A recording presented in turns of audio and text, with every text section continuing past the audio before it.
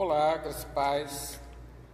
Aqui é o nosso programa Falando de Vida, que eu faço aqui pelo Facebook, através de lives. E ainda está um pouco desorganizado na questão do horário. Faço quando dá para fazer, faço um dia sim, um dia não. Mas, bom, enfim. Quero falar hoje sobre o amor. Um dos temas mais falados, mais comentados, mais poetizados. E se você quiser fazer alguma pergunta, quiser entrar em contato comigo nessa live, perguntar alguma coisa, falar alguma coisa, você fica à vontade, porque essas lives que eu faço, elas são informais, elas são conversas, diálogos que a gente tem através dessa rede social, e que abriu essa possibilidade de a gente fazer um vídeo que é transmitido direto, sabe, em tempo real, para as pessoas, e a gente aproveita.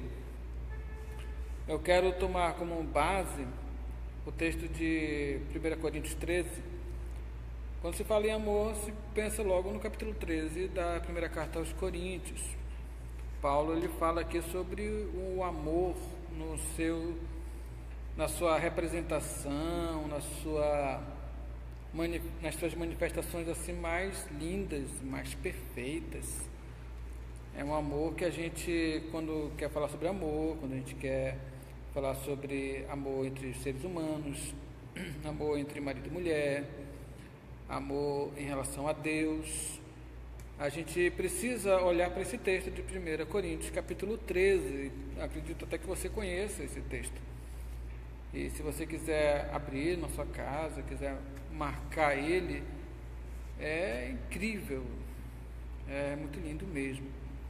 Então, 1 Coríntios, capítulo 13, a partir do versículo 1, o apóstolo Paulo ele fala sobre amor. Ele diz assim: ainda que eu falasse as línguas dos homens e dos anjos, e não tivesse amor, eu seria como o metal que soa ou como o sino que tine.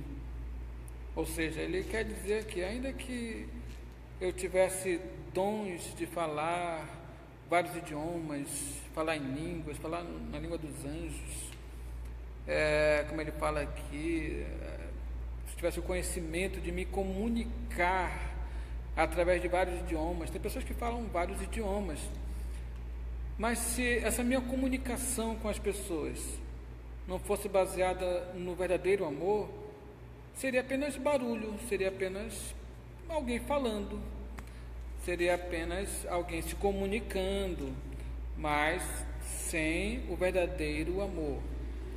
Muitas vezes a gente vê pessoas muito talentosas, tem muitos talentos, tem muitos dons, fala bonito, mas nem sempre isso é baseado no amor. A motivação do coração da pessoa não é o amor. Então tem pessoas que falam bastante, mas é demagogia, ou seja, a pessoa apenas está tentando enganar, fala bonito, diz eu te amo, mas aquele negócio, se o eu te amo que a pessoa fala não vier acompanhado de atitudes amorosas, se não vier acompanhado de demonstrações na prática que realmente amam, então vira um barulho ruim de escutar, vira um barulho ensurdecedor, sabe? Igual aquele barulho do mosquito no ouvido da gente, vira um zumbido, porque é só barulho. Quantas vezes acontece no casal do marido dizer eu te amo e tratar mal a mulher? Tem maridos que dizem eu te amo apenas porque querem ter uma noite agradável com ela, apenas quer se relacionar com ela sexualmente, por isso que fala eu te amo, mas durante o dia trata ela como uma pessoa que não tem valor para ele, trata mal, despreza, sabe, cria confusão o dia todo. À noite, eu te amo, você é a mulher da minha vida, mas aquilo é pura demagogia, é puro interesse apenas. Então por isso que fica barulho, por isso que Paulo diz aqui, ainda que eu fale todos os idiomas e eu consiga me comunicar bem, mas se não tiver amor, assim acontece também em relação a esposas, em relação a amigos, em relação a pessoas que se relacionam em uma comunidade religiosa, uma igreja. Muitas vezes a pessoa diz, eu te amo, para o seu irmão, e de repente está falando mal desse irmão pelas costas, ou seja, não tem, o amor ele não tem essa praticidade, o amor tem que ter praticidade, ele tem que ser aplicado na prática. Então, quando você diz para o seu próximo que você o ama, você precisa estar disposto a ajudar essa pessoa naquilo que ela precisar, senão vira só barulho. Se você diz para alguém, olha, eu te amo, você é uma pessoa importante na minha vida, então você tem que estar pronto a ajudar essa pessoa nas lutas que ela está enfrentando. Muitas vezes a gente até diz graça e paz, paz do Senhor, shalom. Tem várias maneiras de as pessoas nas igrejas se comunicarem, se saudarem. Agora, se você disser saudar uma pessoa e perguntar como é que a pessoa vai, mas você não quiser realmente ouvir como é que ela vai, então vira apenas uma atitude mecânica, social, apenas para fazer de conta. Então, quando você chegar para alguém e perguntar como é que a pessoa vai, esteja disposto a ouvir. Se ela não estiver bem, a escutar e fazer alguma coisa em relação àquela pessoa. Paulo, ele continua aqui, diz no versículo 2, ainda que eu tivesse o dom de profecia e conhecesse todos os mistérios e toda a ciência, ainda que tivesse toda a fé, de maneira tal que transportasse os montes, se eu não tivesse amor, eu não seria nada. Paulo, ele coloca a situação num patamar muito alto. Ele diz, olha, ainda que eu tivesse dom de fazer tudo quanto é milagre, mas não for por amor, então não tem valor nenhum. O Douglas está falando aqui verdade, Deus abençoe Douglas.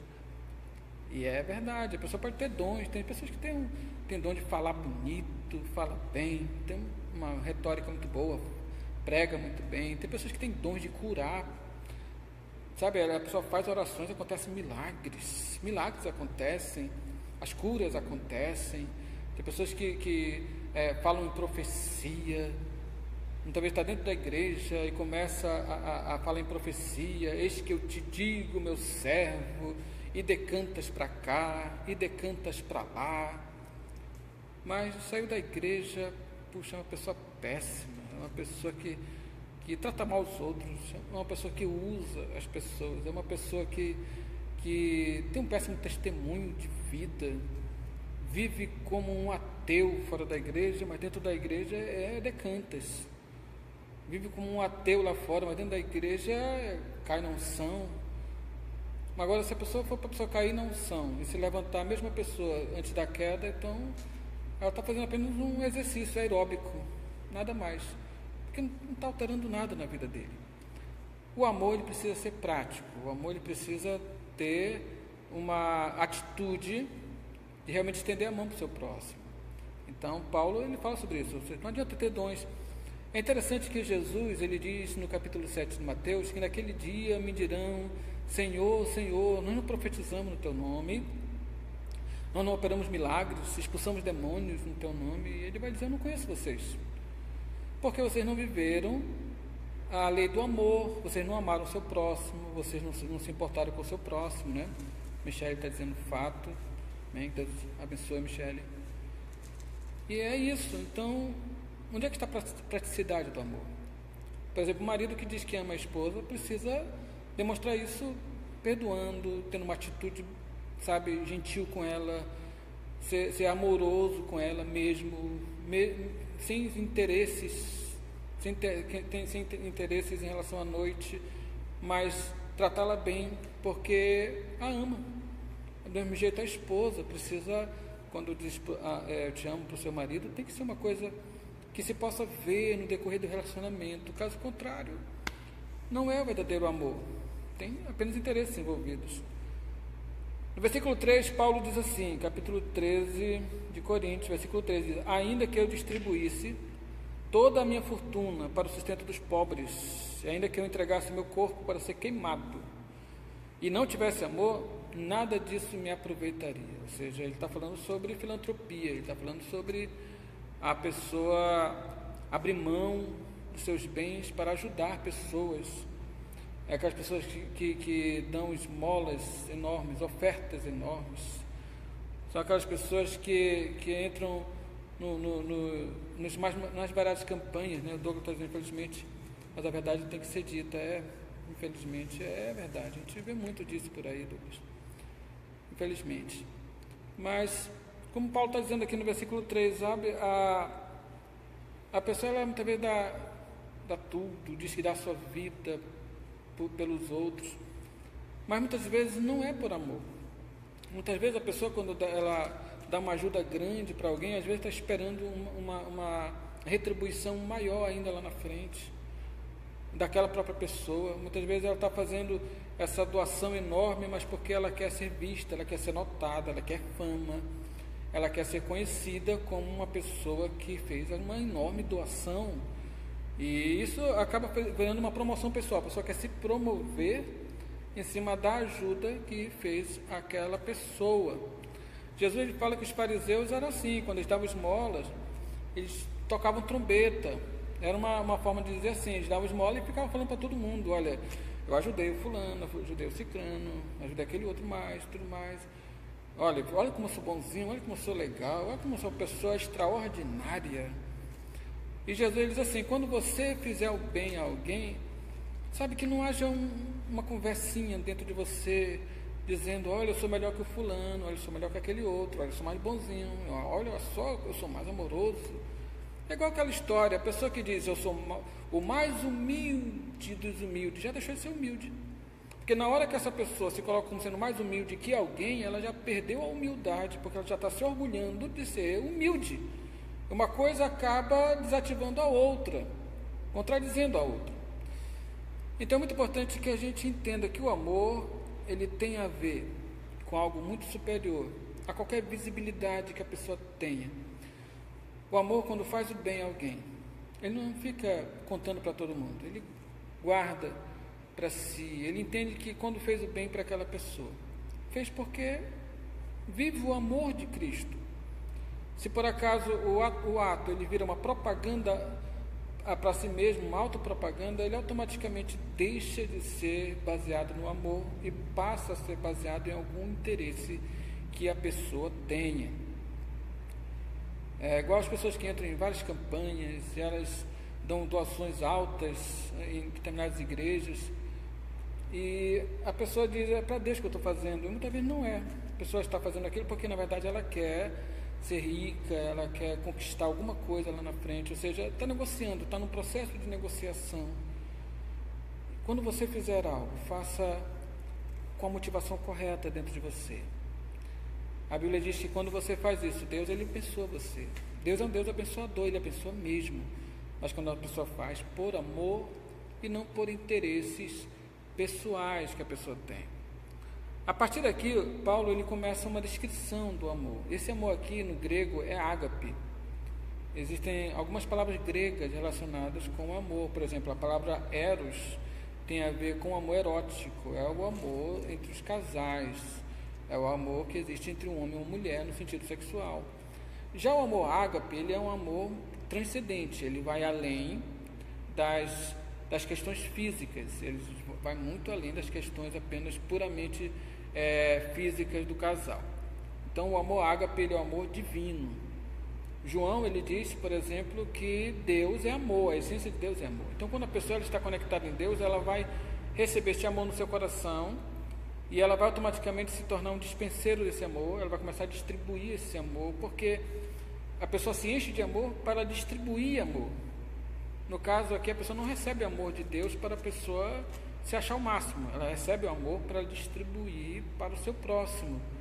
Por isso que Jesus disse: olha, os mandamentos se resumem a isso: amar a Deus sobre todas as coisas, Deus em primeiro lugar, top, e amar o próximo como a si mesmo. Então quando você ama o seu próximo como você ama a si mesmo, você está exercendo o amor ágape. E ele diz: o amor é sofredor. Por que Paulo diz que o amor é sofredor? Porque quem ama sofre. Quem ama acaba dispensando o amor para as pessoas ao seu redor e ela nem sempre vai ser retribuída. Muitas vezes você vai amar e não vão retribuir você. Aquela pessoa não vai retribuir você, aquela pessoa vai dar as costas para você quando você precisar. Então o amor, ele sofre por conta da ingratidão de dispensar amor, mas de não receber este amor de volta. Então esteja preparado para isso. Então quando você amar, saiba que você vai sofrer. Jesus, ele nos amou de tal forma que ele morreu na cruz do Calvário, ou seja, o amor dele levou ele para a cruz. O amor ágape, ele vai sempre nos levar para alguma cruz, ele vai nos levar para algum sofrimento. A gente vai acabar sofrendo no processo, porque nós somos seres humanos. Se o próprio Deus, ele sofre quando ele ama as pessoas, os seres humanos, e essas pessoas dão as costas a ele, que dirá nós, seres humanos? Então, você que vive o amor de Deus, sabe que você vai sofrer porque o amor, ele é sofredor. Uma das essências dele é o sofrimento, por conta de ele não perceber que as pessoas percebem esse amor que a pessoa está dispensando. Mas Paulo diz também que o amor é benigno, ou seja, o amor ele é bondoso, ele ajuda, ele é bondoso no sentido de ajudar, ele é bondoso no sentido de querer o melhor para o outro, de pensar o melhor do outro. Então o amor ele caminha por essa trilha, a trilha da benignidade. E ele diz também que o amor não é invejoso, ou seja, o amor ele não transita pelo caminho da inveja. Inveja é terrível, inveja é a pessoa querer o que outra pessoa tem. Inveja é a pessoa, ela querer o que a outra pessoa possui. Aquela pessoa lutou por aquilo e o invejoso ele quer aquilo a qualquer custo, mas ele não estava disposto a pagar o preço que aquela pessoa pagou para conquistar o que ela tem. Então o amor não transita por aí, o amor não é invejoso, o amor não está pensando em si mesmo, ele está pensando no outro. O invejoso pensa em si, o amor pensa no próximo, pensa no outro. Ou seja, muitas vezes as pessoas, antes de pensar se alguém está bem ou não, elas vão primeiro pensar, mas eu estou bem. Se eu estou bem, eu vou me preocupar com o outro. Se eu não estou bem, eu não quero saber do outro, porque eu estou preocupado comigo. O amor, ele consegue fazer isso. Ele consegue transitar pelo caminho da benevolência. O amor não trata com leviandade, ou seja, o amor ele não trata de qualquer jeito. Ele não despreza, ele não coisifica o outro. Porque a gente tem visto muito nos dias atuais as pessoas sendo coisificadas. As pessoas viram coisas na mão de alguém. As pessoas são manipuladas por alguém. As pessoas elas se tornam joguetes na mão de alguém.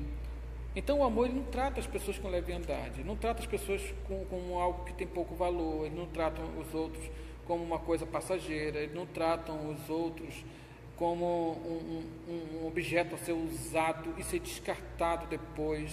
Não, o amor ele não é leviano. O amor ele se importa de verdade. O amor realmente percebe o significado que a outra pessoa possui na história da sua vida. O amor ele transita por esse caminho, o caminho da importância. Ele realmente percebe a importância que o outro possui. Ele diz também que o amor não se ensoberbece, ou seja, não se orgulha indevidamente. O amor ele não se coloca superior ao outro. Jesus disse: aquele que quiser ser o maior, seja o menor. Ou seja, o Evangelho de Cristo ele transita pelo caminho da humildade. Quando as pessoas vão se colocando superiores aos outros, quando as pessoas começam a se endeusar, a pessoa automaticamente ela perde a essência do amor de Cristo. Por isso que é muito perigoso quando as pessoas elas começam a se deificar, as pessoas vão se tornando deuses de si mesmo e começam a querer ser deuses dos outros. O amor não transita por esse caminho aí, não. O amor, ele não se ensoberbece, ele não se coloca superior a ninguém, sabe? Eu não sou mais importante que você, eu não sou superior a você. Até mesmo nós que somos pastores, na verdade nós somos servos dos servos. É interessante que a palavra ministro, no original grego, significa o servo dos servos. Esse que é ministro. Na verdade a gente está servindo alguém. O Douglas está falando em Coríntios, porque o pastor, versículo, capítulo. Estou em 1 Coríntios capítulo 13. Aí eu estava lendo do versículo 1, agora estou no versículo 4, falando sobre algumas características do amor. E então é isso, Paulo está falando sobre isso, que o amor ele não se coloca superior a ninguém. A gente que é líder, a gente é servo, né? Então qualquer pessoa que é líder de alguém, ela na verdade está servindo aquela pessoa. O meu grande prazer como pastor da minha esposa, a pastora Giovana, é assim, cuidar dessas pessoas que estão sob nossos cuidados, tanto aqui na igreja como através das redes sociais, que tem algumas pessoas que seguem a gente pelas redes. Naquele grande dia, poder entregá-las para o verdadeiro dono delas, que é Deus. Deus é o dono dos servos, dos membros, das ovelhas, né? Assim como tem muitos pastores, né? Ok, Douglas? E assim como tem muitos pastores, muitos líderes de outros ministérios também que fazem o mesmo, né? Nós não somos únicos. Existem outros pastores, existem outros líderes que também são muito abençoados, que cuidam de pessoas e que tem essa mentalidade, a mentalidade do servo. O servo, ele é isso, né? Então é muito importante que a gente tenha essa mentalidade do amor. Versículo 5 de 1 Coríntios 13, Paulo diz assim, que o amor não se porta com indecência, ou seja, o amor ele não se aproveita da fragilidade do outro, o amor não se aproveita da ingenuidade do outro, não, o amor na verdade ele respeita muitas vezes até as deficiências do outro. A gente, é claro que a gente vai lidar com pessoas que muitas vezes não têm a mesma compreensão que a gente tem. E a gente precisa ser paciente, precisa ser amoroso, ser tolerante. Uma das coisas que tem prejudicado muitos relacionamentos é a intolerância, ou seja, as pessoas são muito intolerantes em relação ao outro. Então a gente percebe que o outro muitas vezes não tem aquela aguçidade de entender aquilo que nós já entendemos. E temos que ter paciência de explicar, de orientar. É por isso que eu ponho textos, eu falo bastante em lives, às vezes até de forma forte, né? Mas para ver se acorda as pessoas para as realidades do Evangelho de Cristo. Então o amor ele é assim, ele não é indecente, né?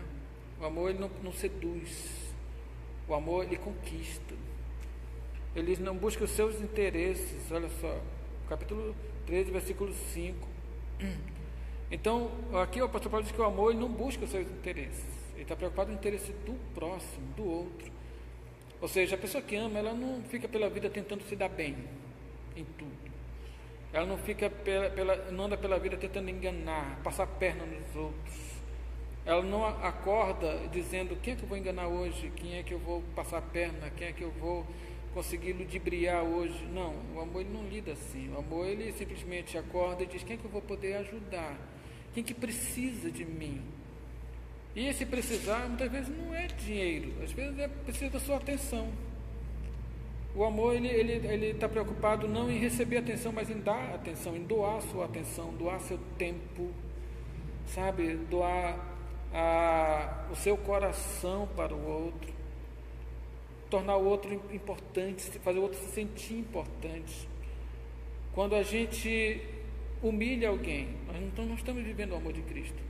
O amor de Cristo faz a pessoa se sentir importante perto de você. Faça as pessoas se sentirem importantes perto de você. Acredite, elas vão querer estar perto de você quando você fizer isso. Diz também que o amor não se irrita. Talvez você diga, pastor, eu acho que eu não tenho o amor de Deus, eu me irrito muito fácil. Sabe, eu sou uma bomba relógio, de pavio curto, e rapidinho eu estouro. Sabe, eu sou impulsivo. Sabe, o Evangelho de Cristo, ele chega até nós para transformar, para mexer nessas peças internas nossas que estão fora do lugar. Quando você vive o Evangelho de Cristo, você produz o fruto do Espírito. E uma das partes do fruto do Espírito é o autocontrole. É a pessoa se controlar, é a pessoa ter o freio. Nós, de nós mesmos, não temos freio.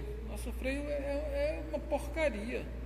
A gente, em determinadas situações, a gente vai falar o que a gente não deve, porque a gente ficou irritado, a gente vai fazer o que a gente não deve, a gente vai ameaçar, a gente vai prometer, a gente vai, sabe, tocar fogo no circo. Mas quando o Evangelho chega em nossas vidas, ele vai trabalhando isso. Sabe, eu sei que algumas pessoas têm uma facilidade maior de estourar, outras menos. Mas aí que está, o que acontece é que o Evangelho vai lhe dar autocontrole. Você vai conseguir frear, você vai conseguir, com o passar do tempo, trabalhando isso. Isso é um processo, não é uma coisa que acontece da noite para o dia, sabe? Não é uma unção que vai lhe dar isso, não. Isso aí é trabalhado. Você vai trabalhar a sua personalidade. E quando você trabalha isso, o amor ele acaba não se irritando, não explodindo, porque ele não quer causar mal àquela outra pessoa. Muitas vezes tem casais que vivem se estapeando, tem casais que vivem se agredindo, tem certos relacionamentos que é um verdadeiro inferno na sua casa, porque eles estão o tempo todo irritados e irritando. É um processo de irritação crônica. Mas aí é que está.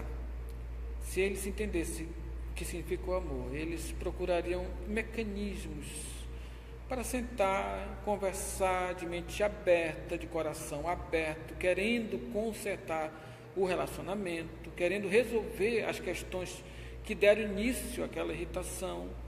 Eles iam entender que tem muita coisa que não precisava ser fruto ser motivo de irritação, que eles poderiam passar por cima disso, poderiam fazer de conta que não escutaram, sabe, fazer ouvido de mercador, e poderiam passar por cima de muitas coisas.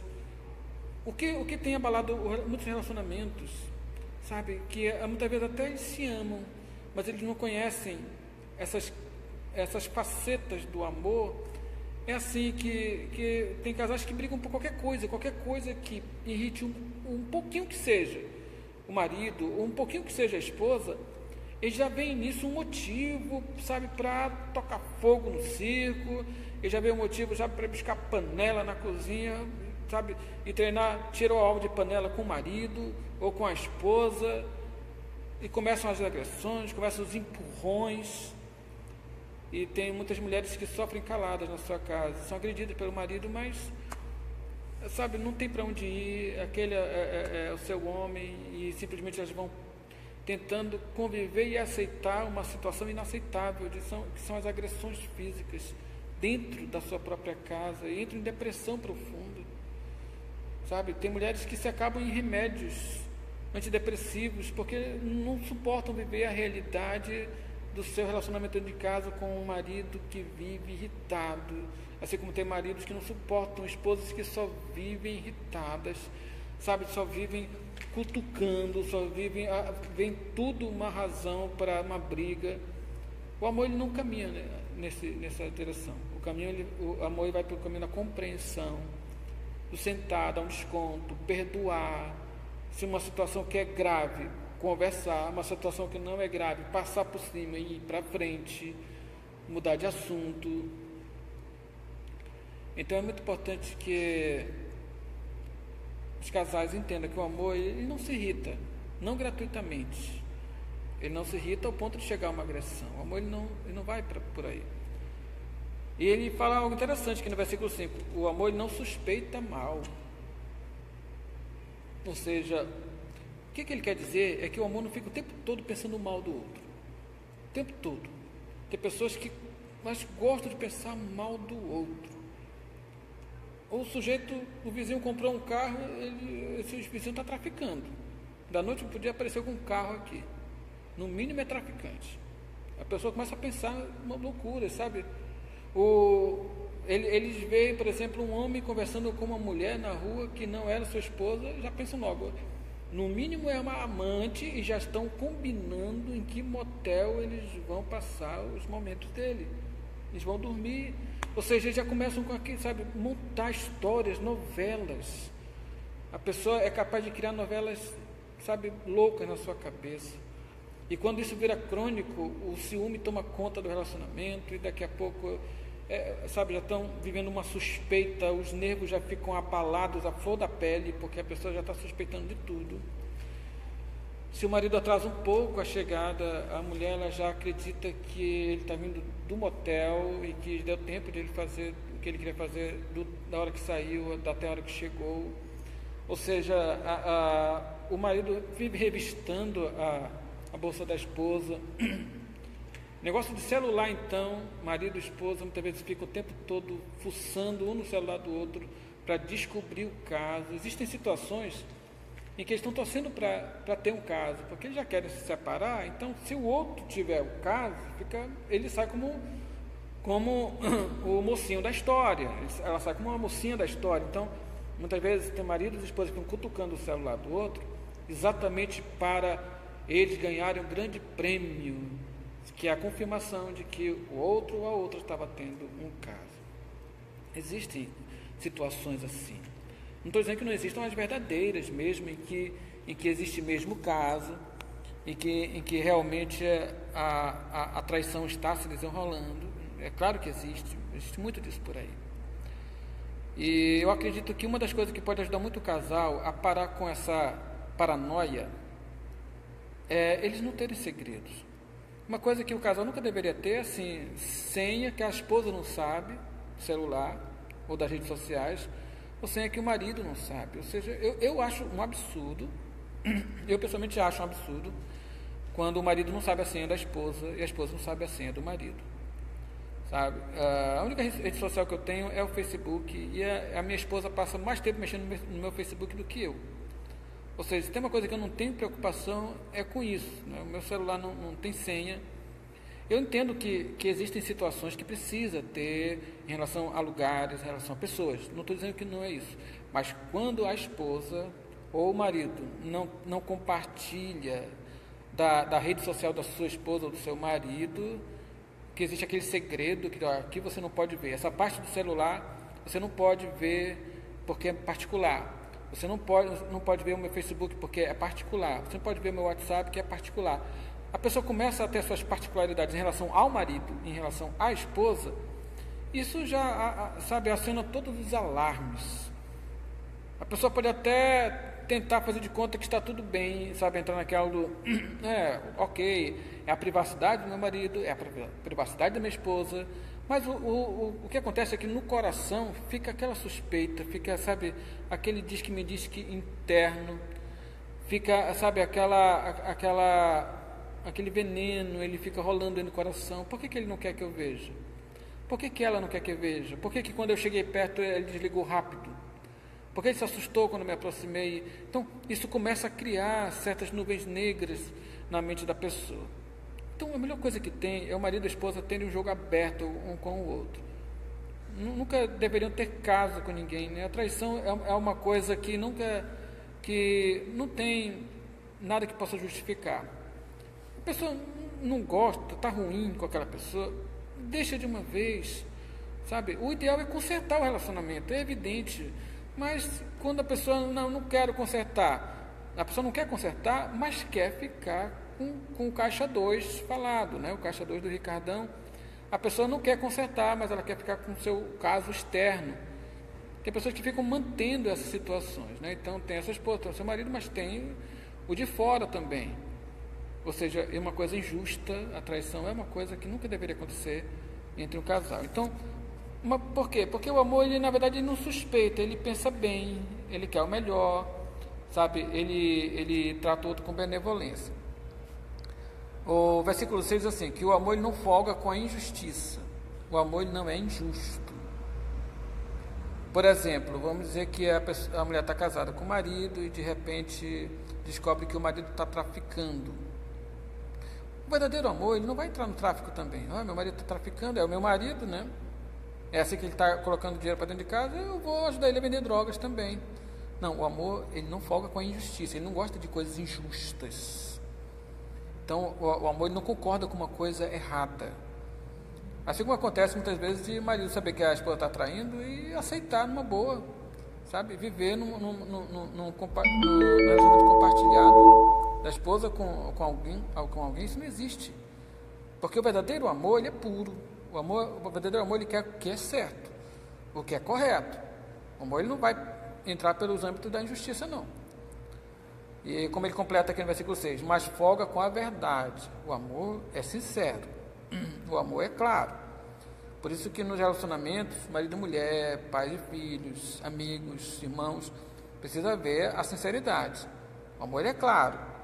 Olha, está ruim isso aqui, vamos consertar isso aqui tem que ser consertado. Não concordo com isso, não gosto disso. Eu acho que o amor, ele transita pelo âmbito da sinceridade, mas não uma sinceridade grosseira, não, aquela sinceridade gentil, uma sinceridade, olha, isso aqui tem que ser tratado para o nosso próprio bem, para o bem do nosso relacionamento, então não concordo com isso, o amor ele folga com a verdade. Versículo 7, ele é curtinho, mas ele é muito, intenso. Ele diz que o amor tudo sofre. O amor ele vai suportar sofrimentos assim extremos. É claro que quando Paulo diz o amor tudo sofre, não quer dizer que esposas que são espancadas pelo marido, que são injustiçadas, que são traídas descaradamente, né, ou esposos, a pessoa vai viver isso a vida inteira. Muitas vezes o amor, ele precisa se proteger. O amor, ele, como eu disse, ele não folga com a injustiça. Ou seja, tem coisas, situações que vale a pena lutar e vai trabalhar, sabe, em oração, enfim. Eu acredito que todo relacionamento pode ser restaurado. Agora, existem situações extremas que não podem ser aceitadas. Então, o amor tudo sofre, mas ele não concorda com tudo, né? Porque ele não folga com a justiça. A gente tem que ligar uma coisa a outra. Ele diz que o amor tudo crê. Quando no seu relacionamento com Deus, você crê que Deus é poderoso para fazer tudo o que precisa ser feito na sua vida. O amor, ele acredita mesmo. O amor dá uma segunda chance. Muitas vezes tem pessoas que falharam com você, pessoas que traíram você, sabe?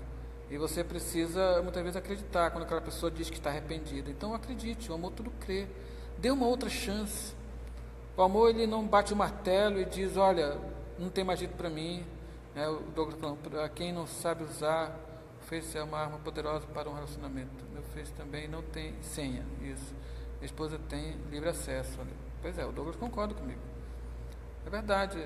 É bom que o marido e a esposa assim tenham esse jogo aberto um com o outro. Então, aqui está, essa é minha senha, minha esposa sabe, né? Meu marido sabe. É muito importante que haja esse voto de confiança, porque se você não pode confiar na sua esposa, no seu marido, você vai confiar em quem? A Bíblia diz que quando o marido e a mulher se unem, os dois se tornam uma só carne. Então o amor tudo crê, o amor acredita, dá uma segunda chance, sabe? Às vezes dá uma terceira chance. É claro que sempre com os pés firmes no chão, vendo até que ponto realmente vale a pena crer. Ele tudo espera, ou seja, espera o melhor do outro, ele tudo suporta. Dentro do contexto que Paulo está falando, ele está falando tudo isso que eu estou explicando aqui. Versículo 8, ele termina dizendo, o amor nunca falha. O amor é um tiro certeiro. Você é capaz de conquistar o seu pior inimigo, se você decidir amar ele. Porque às vezes ele é seu inimigo, porque ele acha que você o odeia de alguma forma, ou porque ele odeia você de alguma forma. Então você é capaz de quebrar isso através do amor. O apóstolo Paulo, em Romanos 12, ele diz que se o seu inimigo tiver sede, dá água para ele. Tiver fome, leve um prato delicioso, dá a melhor comida para ele. Por quê? Porque ele vai começar a perceber o amor, o amor constrange, o amor mexe com as articulações internas da alma, e a pessoa começa a pensar, poxa, já estou percebendo que esse cara não merece meu ódio, eu vou decidir amá-lo. Salomão, em Provérbios, ele diz que aquela pessoa que serve a Deus com sinceridade, Deus muitas vezes transforma os seus inimigos nos seus melhores amigos. Então o amor, ele nunca falha. Opte pelo amor, escolha o amor, decida pelo amor. Aquela pessoa ofendeu você, vá pelo amor, dê a outra face. Aquela pessoa amaldiçoou você, abençoe essa pessoa. Essa pessoa está perseguindo você, ore por ela. Essa pessoa é seu inimigo, a ame. Porque quando você escolhe o amor, você está escolhendo por algo que nunca falha, nunca vai falhar. Decida ir pelo amor.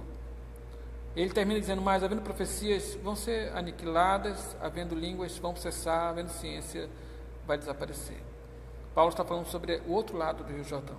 Quando a pessoa parte para o outro lado, a profecia fica para trás, porque você vai ver Deus face a face. As línguas vão cessar porque você vai falar o idioma de Deus diretamente com Ele. A ciência vai acabar porque você vai ter todo o conhecimento da eternidade. Então, o conhecimento aqui da terra vai ficar para trás. Ou seja, na verdade, Paulo está dizendo assim, o nosso mecanismo, sabe, o nosso alimento diário aqui na terra é o amor. Depois nós vamos viver com aquele que é o amor. Você vai viver com o próprio amor em pessoa, que é o próprio Deus. Porque João diz que Deus é amor. Então este é o amor de Deus, é o amor ágape. Então que Deus possa abençoar você poderosamente em nome de Jesus. E amanhã teremos um culto da família muito especial, tem uma mensagem muito especial para transmitir. Se você não frequenta o ministério, alguma igreja, sabe? Então, pode nos fazer uma visita, você será recebido com todo carinho, com todo amor. Nós não somos a única igreja, existem outras igrejas abençoadas também aqui na cidade. Que Deus possa abençoar.